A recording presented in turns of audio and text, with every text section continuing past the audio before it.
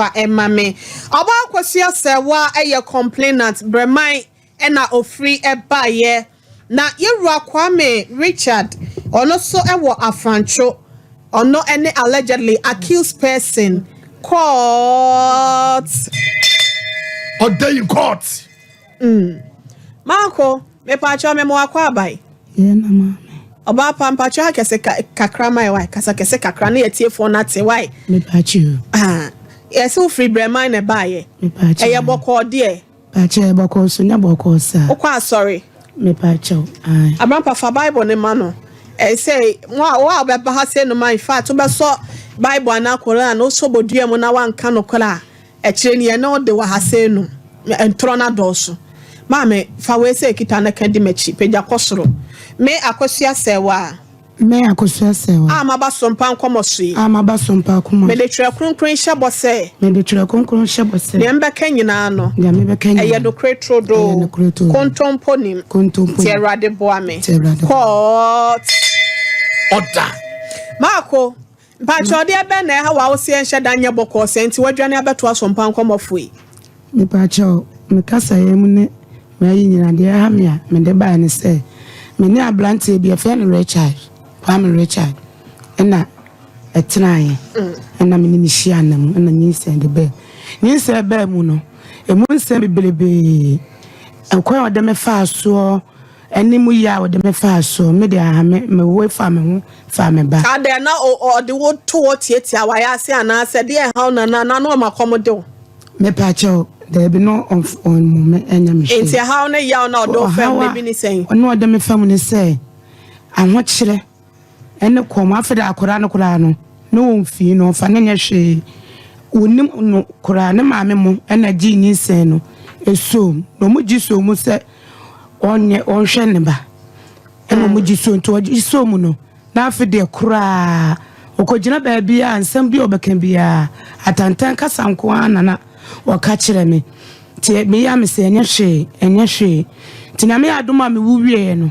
ema meko ka kire o maame mu semawo na me maame ayi me papa fle no o fe ne ka jam semawo ena o se wawo a omo gi nyinsen no omo nko no mo ko yi no to on fle wo mu na papa sa no ba wo ne efla ne ka kire we kasa o se wo kedi ena o se ai ena me papa kate no no ye te wan was afa ni to se akura no won ka gi ana ena o se na ko omo gi nyinsen no hoy ena papa yes omo gi nyinsen na enwan wo so kire ni enwu ni pakoro na enko no enti wo kan no me de me papa na anka hwe na de me da wa na me de me ti su ana me da ho na mi su ti me wo wa na me ba boy ba ko bae ena o se ma say omo say wona mema wodi ni se ne de ka koma obi ena waanye ena wona nanim oha na ade ama no sa na boy na fla ka kire me papa no enti enu ntina oyo osa no nam se sa na kwa me ka kire na me na mfo ne ka kire nam se me se minim obi a me de koma na ka me kora men ha no ko ni problem because wona me hu se minim ni hia enemu ema nyi se no eba date edi hia eni adaji ni na ono boy nini na asum ko hospital esi pepepe enti me ka wakasa no nam kofi twaso te wa na me de me ma me diska bae no be yi me ti yi me na me ko na ne ma me nua ba ko edi 2 million e ba se ko mu de be yi me na ye yi me de na me niwe na me fa nko tua baby am first scan me fa nko to na me de me gi scan na ye koe ti ye koe no emu ho no sika ma hwema be na watwemienu eno modi 2 million e baaye fa na di 2 million baaye me pa cha o ma be ma na se ne bu ma menu no se be ma ne de ma no okay so family me okay na mi so no fe de 2 million ne baaye chire no sika ma biem fe de aho chire na obi ama wo foforo sika kura me de beto pampers agba akura no minya bi fe de manya me ya me hu de menya wa na makofiri we wa na makofiri timi jam nye ska kakra na makotua na me de kakra oba wo no oba nyinsen no na oye adwuma me pa cha me nyinsen ne ba foforo ndo ka cha me se mense no o ma miska o de ka ma miska se mense no ba me ye na me se me sense me hwere me kra ono do e be ma otini baabi ti me nse no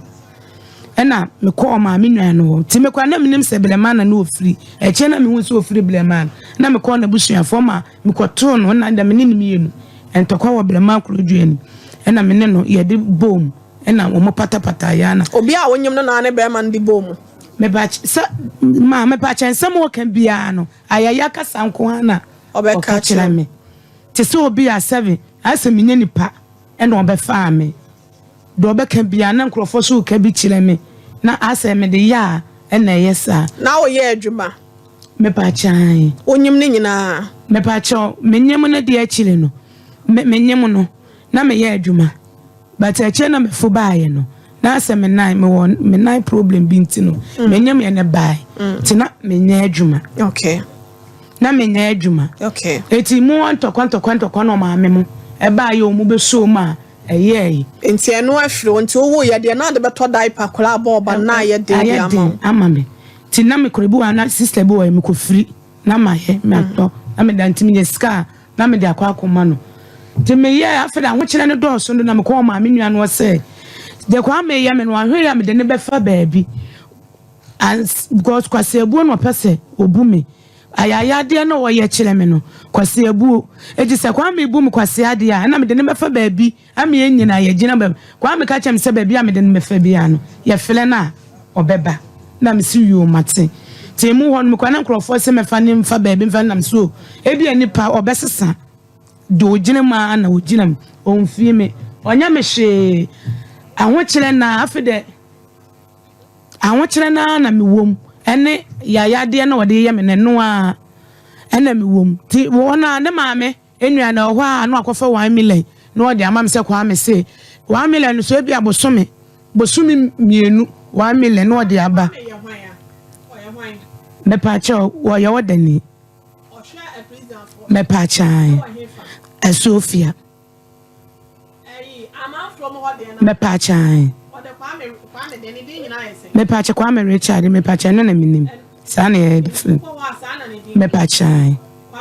me pa chan am pa chan Esther me chia why me akasa me nua ba ko e friend Esther